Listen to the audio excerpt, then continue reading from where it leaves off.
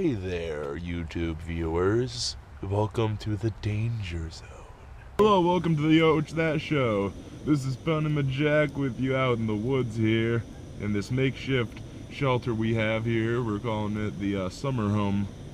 It's a hut in the woods. And it is not summer. I'm a liar. It's winter right now. That's why we're in our jackets. That's why we don't look very, warm with all the steam coming off of us. But that's what happens in winter. You all know. The Danger Zone, where we are a zone full of danger.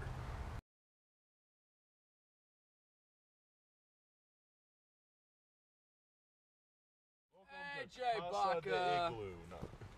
This is our summer home. You see, it's really nice here. It's really warm. Summertime's a great day, Just, it happens.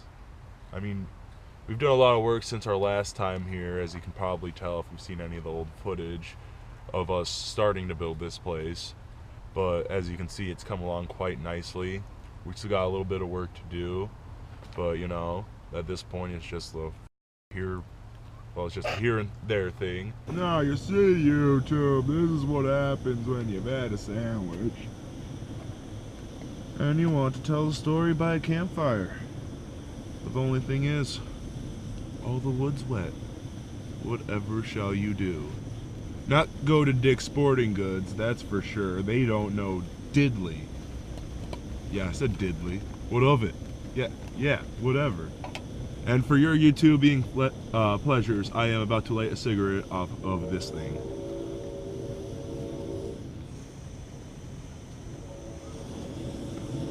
That was actually very, very easy, surprisingly. Yeah. Went to Dick's Sporting Goods today to buy this. And it's a different brand from the actual burner. And I was trying to ask them if that, would mean like it wouldn't work or anything. And one of the guys said yes, and then all of a sudden he changed his mind and said that no, it wouldn't. But I didn't quite trust them, because why would Dick's Sporting Goods sell a burner that they had no fuel source for? So I went up there anyways, decided to ask another cashier or something, and apparently they're all new and none of them know anything about sporting goods equipment. Unless it's like about basketball or some shit. Right? Like, I don't know, man. But that just shows what society's coming to. People don't even know about things that they work with every day.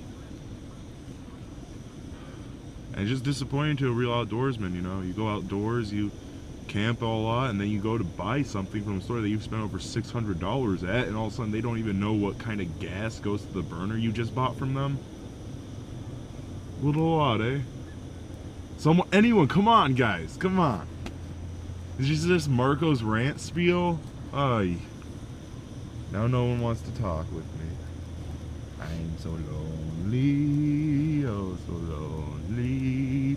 Nobody loves me, I'm on my own. For your viewing pleasures, YouTube. For your viewing pleasures. Alright, well, I'm going to start telling you part of the saga of the Wanderer. It's a very long story, so I'll probably only get like a third of the way through it maybe at this point, but the story of the Wanderer continues as time progresses, so stuff happens. Yeah. The Wanderer basically started off on the Pacific coast, you see. Very, very odd livings over there, jumping back and forth between town. They're all about 30-40 minutes apart, you see, so anytime going by, all you see is cornfields and all that, very dull living. Then all of a sudden he was thrown for a mix. Got straight sent to the heart of America. Didn't know what to take of it. So he started doing a lot of bad things, breaking into places, going around, lying bold-facedly to a police officer about multiple things, and he never got in trouble. In fact, he was an honor roll student. Ain't that something, right? But yeah, stuff continued to progress, and then eventually, after moving from a few towns to a few towns, he ended up being like right in a place where he kind of felt at home a little bit. But yeah, that didn't really stop him from wandering though. Continued and continued, and it got colder and colder sometimes, and then it got hot.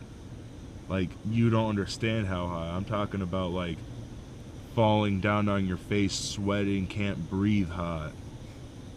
I'm talking about your legs are cramping up and your body feels like it's on fire hot. I'm talking about like you went and jumped in the friggin' Lake Michigan just because you were boiling in your skin. And that stuff just, you know, it happens to the Wanderer quite consistently throughout his life.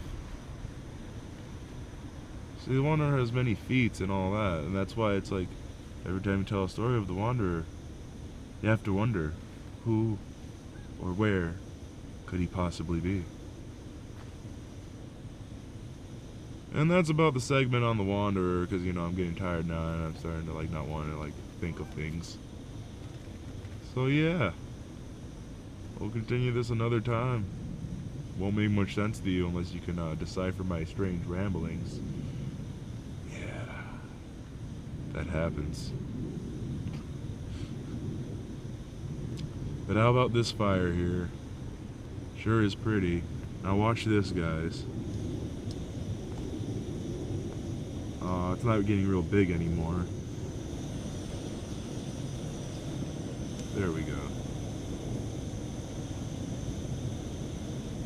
Yeah. So that's like what it is. It's a pretty decent flame. Like, I'm saying, if you want something that's gonna last, might as well get yourself one of these. Oh shit. Well, you see, that cracking noise right there was the cold getting to it, you see, because we just turned it off and now the metal's trying to cool down and it's just going. I wonder how long it'll take to cool down in here. I feel like if I dipped it in some snow, it'd just go like psss. My hiking partner in the Ozark Mountain Range had one. It was actually called the Pocket Rocket. It was cool because he had this part of it that, like, it was a different thing you had to buy. It was like $70, fucking ridiculous. I would never get one, but you know, this thing works just as well. Just get yourself a little pot and you're set. But you know, right now I need to get a little pot. You know, go to the Salvation Army, get a pot for like $5.